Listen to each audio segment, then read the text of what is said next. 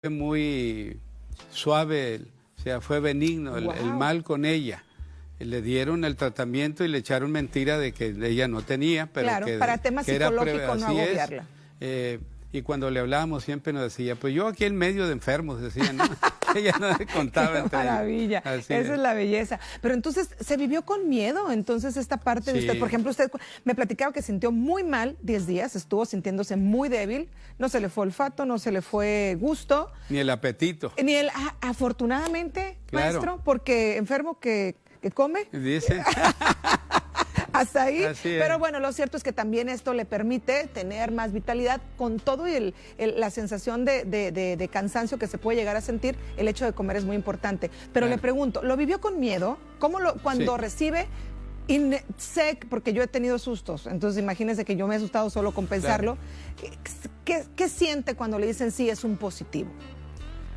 Nos lo dijeron al mismo tiempo para mi esposa y para mí, ¿no? Y obviamente uno siente, el golpe y no sabe hasta dónde pueda avanzar. Cada caso es un problema aparte, ¿no? Aparte. Así es. ¿Pensó en la muerte? Pues yo debo decirle que sí. Claro. Pero yo aquí pienso como Carlos Fuente, ¿no? Es algo que cualquier momento pueda llegar. No me aterra, pero obviamente sí pensé en la muerte, ¿no? Que podía darse. Pero tenía los libros. Tengo una biblioteca muy bien en mi casa, tengo 3 bibliotecas, una en la oficina, otra en la casa donde vivía anteriormente y la actual. Y tenía por fortuna un buen número de libros que yo había adquirido y otros que ya me están modernizando mis hijos, que tengo por medio del Kindle que he comprado electrónicos, ¿no? Entonces, ¿cuántos leyó durante ese tiempo? Si contamos todo lo que es desde que inicia la pandemia, los últimos días de marzo del año pasado hasta el mes de diciembre, como unos 45 libros. Nada más y nada. Ahora lo entiendo todo, maestro. Ahora sé por qué es excelente conversador, porque encanta, porque tiene tanta tela de donde cortar, porque es un hombre que lee y la lectura sin duda nos enriquece a los seres humanos. Entonces, sus libros lo acompañaron durante ese tiempo. Ahí se sintió acompañado y se refugió en los libros un poco. ¿Se volcó sobre ellos? Claro, lo único que dejé fue de escribir mi columna semanal 3 semanas. No pude, porque estaba escribiendo yo en esos momentos en que muere mi padre e interrumpo la columna, esa y 2 más, después la retomo, ¿no? Incluso la lectura, yo leí algunas páginas y de repente esa debilidad me hacía que pusiera por un lado el libro o el Kindle, y lo retomaba en cuanto me sentía bien otra vez, ¿no? De esa manera yo pasé. Pero hay otra parte que uno no puede dejar. Mi teléfono estaba abierto y mucha gente siguió llamando. Y desde mi casa yo, hablándole al secretario de salud, hablándole al secretario de gobierno y hablándole donde fuera necesario hablar, seguí gestionando. Siguió haciendo gestión. Claro. Desde luego.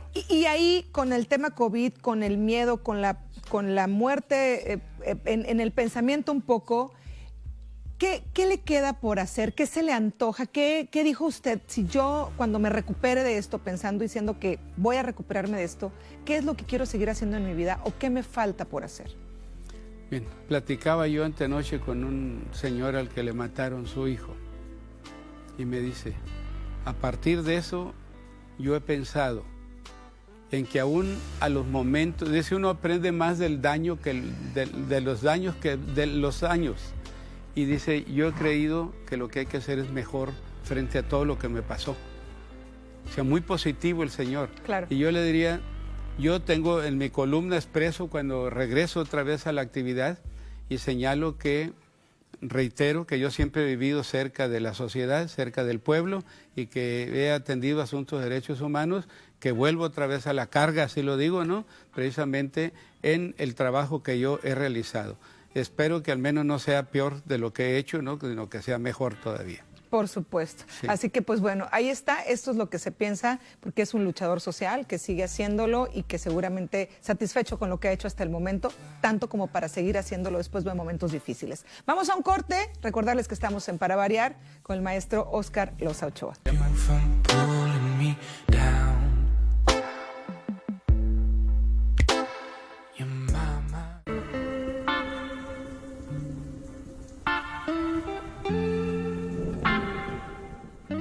Estamos de regreso con el maestro Óscar Loza Ochoa platicando cómo le fue con el COVID, cómo lo vivió. Y decíamos que, bueno, con la intención de seguir trabajando en lo que hace, un hombre apasionado de este trabajo que ha hecho por muchísimos años. Pero le pregunto yo a usted, maestro, ¿cómo lo ha vivido en la parte familiar? Porque esto es la parte profesional y un tanto personal, porque es su pasión y usted ha querido hacerlo. Pero su familia, ¿cómo lo acompaña en esto? ¿Cómo compagina estos dos mundos? Bien, yo soy uno de los que puede presumir que tiene una familia que funcional, le llaman ahora, ¿no? Claro. Donde hay unidad. Mi esposa es una pieza central para muchas cosas, ¿no? Y yo debo decirlo, por ejemplo, esos días del COVID, a pesar de que ella tenía COVID, ella sentía que yo era el que había llevado la peor parte. Tenía 2 hijos más ahí en casa con este problema, más la preocupación del tercero que estaba en un hospital, y sin embargo mantuvo una posición muy firme, no solo en lo que tenía que atenderse ella, sino estar al pendiente de los demás, ¿no?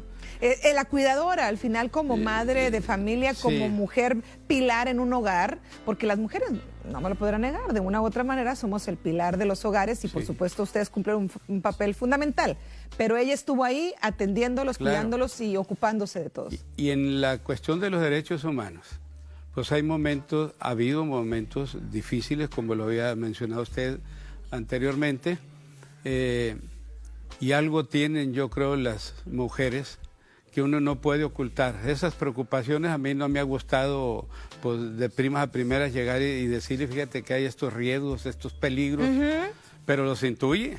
No puedo ocultar. Ella se da cuenta cuando pasó algo intenso en el trabajo y que usted lo tiene. ¿Y qué ha pasado en el trabajo, maestro? Platíquenos alguno de estos momentos que usted inevitablemente se los lleva a casa. ¿Qué lo ha marcado? ¿Qué lo ha tocado a lo largo de todos estos años? Deben ser muchas vivencias, pero ¿alguna que lo haya marcado? Pues he perdido 3 compañeros ahí en la oficina directamente, pero la muerte de Norma Corona fue quizá lo que me haya impactado a mí más por su calidad de mujer, porque yo no creía que pudieran atreverse a dañar a una mujer de esa manera.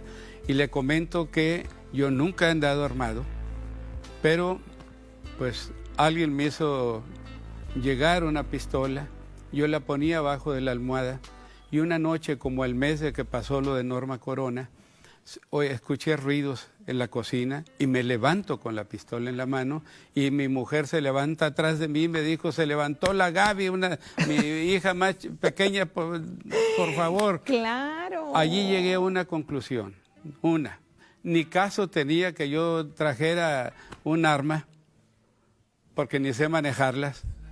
La otra, que podía cometer un error. Que era un peligro tener un arma. Hasta ahí llegué yo con esa fue pistola y llegué a una conclusión, que había que vivir la vida lo más aproximado a lo normal, porque incluso me ofreció en aquel entonces el procurador Álvarez Farber, que sí podía, incluso el gobernador Labastida, que sí podía estar una patrulla conmigo, algún policía que me acompañara. Claro, seguridad. Sí, pero yo les dije que no. Porque eso viene a alterar la vida familiar, pues, ¿no? Y mis hijos, mi esposa y alguien ajeno a nosotros. Entonces le dije, no, lo único que les agradezco es que el día que lo ocupe y que les llame, me atiendan, por favor, nada más. Lo demás yo voy a hacer la vida lo más cercano a la normalidad posible. ¿Amenazas? Eso fue lo que hicimos. ¿Amenazas, maestro? Pues en ¿Ha otros tenido años. Amenazas? Sí, ha habido. ¿Por parte del crimen organizado, por parte de todos, para no dejar ni uno sentido. ¿Gobiernos? Sí. ¿Por represión? ¿Algo en particular, por ejemplo? ¿Algo que yo he tenido órdenes de aprehensión. ¿No? Ok. Sí. O sea, sí ha habido todo eso. Y les diría de todos para no dejar a nadie sentido. Sí. De todo como en buffet no quiere. Así Pero es. Lo cierto es que sí está esta otra parte. ¿Alguna vez ha pensado en dejarlo, maestro? ¿Alguna vez ha pensado dejar de lado este apoyo para la sociedad para resguardar su integridad física? Cuando muere Norma Corona viene uno de mis hermanos. Tenía 7 hermanos en Estados Unidos, tengo 6 hermanos, pero comisionan a uno para que venga a decirme que me vaya yo a los Estados Unidos. Ajá. Que seguramente ellos me van a conseguir empleo allá, que no hay problema. yo le di las gracias y le dije que hay un momento siempre que define a cada persona y que ese era el momento que a mí me definía. Que yo podía irme y que seguramente podía ganarme el pan como ellos se lo ganan allá, pero que iba a haber un problema. Yo no iba a estar a gusto el resto de los días de mi vida por no quedarme donde debería quedarme a hacer el trabajo que yo tenía que llevar a cabo. ¿Estás satisfecho con esa decisión? Así es, yo no me arrepiento de ella. Y ahí están mis hijos que han estado, que los crié junto con mi esposa y que ahora ya me tienen nietos, ¿no? Perfecto. Pues sí. Seguimos con más de Para Variar.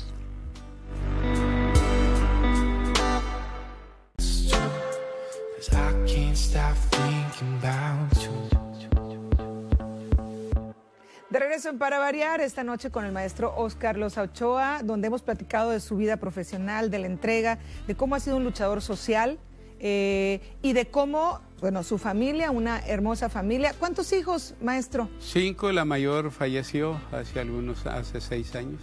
Hace 6 años, hace poco. 5 hijos, nietos. 5. 5 nietos. ¿Se viven diferentes los nietos? ¿Hay una emoción diferente con los nietos? Sí. Bueno, no hay que educarlos pues a ellos. No, se vuelve un alcahuete con así. Ya terminó en este tema de abuelo feliz, donde puede hacer lo que quiera con ellos porque no los tiene que educar. Ellos conmigo sobre todo. En este caso es ellos conmigo. Pues maestro, de verdad que es un gusto tenerlo, platicar con usted. Le decía que es muy interesante saber que es un hombre que está ahí permanentemente leyendo, escribiendo, entregado a su pasión, entregado a su familia. Y pues bueno, hoy, después de todo esto, estamos viviendo todavía una pandemia. Esperamos este libro del cual usted nos está hablando, ¿para cuándo podremos leerlo? La idea es que sea el día 27 o 28, todavía no determinamos. Pero pronto. Sí, es que queremos hacerlo el día que se cumple el primer aniversario de aquella persona que estuvo en el hotel. El desarrollo 3 Ríos. Es correcto. El primero que llegó a Sinaloa y que nos puso a temblar a todos. Pero bueno, maestro, nos tenemos que despedir. Le agradezco infinitamente que haya aceptado esta invitación para platicar de su vida, de su entrega. ¿Qué le queda por hacer? Estaremos viendo evidentemente este libro, pero ¿cuáles son las cosas que el maestro Óscar Loza Ochoa tiene todavía por hacer en esta vida? Que son muchas seguramente. Carlos Fuentes le preguntan que se había pensado en la muerte a los 80 años de edad. Y dijo, sí, a él se le había muerto su hijo Carlos a los 25, pues. Ajá. Sí, dijo, pero hasta el último día de mi vida yo voy a estar haciendo proyectos, dijo, porque hablaba de 3 libros y solamente uno de esos 3 pudo salir post-mortem, ¿no? Claro. Pero yo espero que la vida me regale todavía algunos años con capacidad de seguir trabajando ahí en la comisión con mis compañeros y dar lo mejorcito que yo pueda darle también en materia de derechos humanos a la sociedad. Por supuesto que sí. Y en tema familiar, seguir conviviendo con los nietos, seguir siendo un alcahuete, lo decía usted maravillosamente. Así es. Pese a la pandemia hemos buscado formas de poder continuar con esa relación que no se corte, ¿no? Por supuesto que sí. Así es. Que me lean mis nietos alguna página, no solamente de los hermanos Grimm, sino de García Márquez o de Carlos Fuentes, o de Mario Benedetti, algún poema. Qué para maravilla, mí es lo mejor. Que es. Hay canciones canciones que se hicieron con poemas de Mario Benedetti que yo adoro, ¿verdad? Pero bueno. De Manuel Serrat. Claro, por supuesto. Todo esto que seguramente es la música que a usted también escuchó en los años 70, se sigue escuchando. Sigo escuchando. Por supuesto, yo también, me encanta. Maestro, es un placer tenerlo. ¿Qué legado le deja a la sociedad ya para despedirnos? No, yo le pido perdón por las cosas que no haya hecho bien a la sociedad. No, pero muchas cosas también, seguramente muchas mujeres, hombres y familias en general le están agradecidos. Y nosotros aquí en TVP también por aceptar esta invitación. Y esperaremos la presentación de ese libro para leerlo, por supuesto. Así que muchísimas gracias por estar esta noche en Para Variar. Al contrario, muchas gracias, un abrazote y yo le prometo que entre los días 22 y 23 le traigo un ejemplar de Pandemia. Excelente, muchísimas gracias por estar aquí esta noche en Para Variar, el maestro Óscar Loza Ochoa. Seguimos y estaremos aquí en la próxima.